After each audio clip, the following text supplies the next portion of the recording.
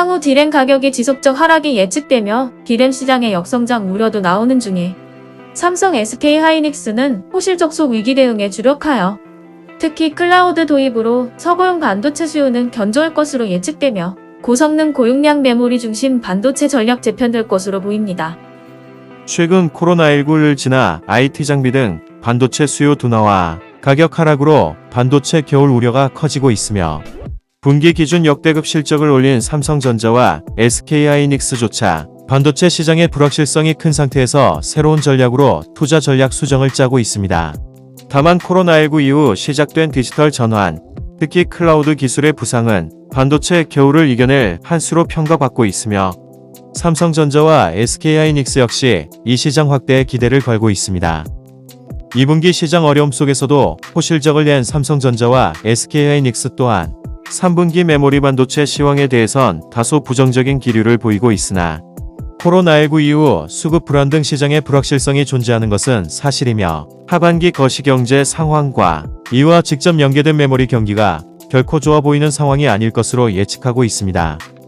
다만 새로운 신시장 클라우드 시장 확대로 데이터 센터 서버용 메모리 수요가 늘어나는 점은 긍정적으로 코로나19를 계기로 전 세계 기업이 앞다퉈 디지털 전환에 나서고 있는 데다 인공지능, 메타버스, 자율주행차와 같은 기술 구현에도 클라우드는 필수 인프라로 인식되고 있으며 이 시장이 2배 이상 커질 것으로 보입니다.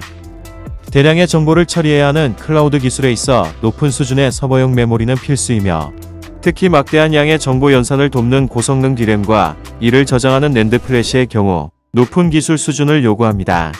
업계 1, 2위인 삼성전자와 SK하이닉스가 차세대 D램인 DDR5, 고적층 낸드 플래시 등 클라우드 데이터 센터 서버용 메모리에 주력하고 있는 이유입니다. 삼성전자와 SK하이닉스의 2분기 반도체 실적을 떠받친 것도 사실상 서버용 메모리였다는 분석이 나오고 있으며 2분기 서버 수요는 다수 업체들의 투자 확대 기조와 신규 CPU 출시로 D램과 낸드 모두 강세를 보였으며 서버 고용량화, 산업 전반의 클라우드 기반 저변 확대의 영향으로 서버 구축이 증가해 수요는 지속할 것이고 구체적으로 서버 세트 수는 전년 대비 한 자릿수 후반 수준으로 성장할 것으로 보고 있습니다. 클라우드 시장 흐름 자체가 AI, 머신러닝 등 고성능 컴퓨팅 시장에서 고성능, 고용량 워크로드를 필요로 하고 있고 그런 분야의 중장기 성장성에 대한 확실성이 있으며 내년부터 DDR5 전환이 본격 진행될 것으로 보고 10나노미터 4세대 제품 경쟁력 기반으로 본격적인 DDR5 준비와 적극적 시장 확대를 진행할 계획입니다. 다행히 D램 시장은 더 이상의 치킨 게임은 허락하지 않는 듯하고 중국의 반도체 굴기에서 YMTC의 추격은 요원한 듯 보입니다. 대한민국 메모리 반도체 파이팅입니다. 감사합니다.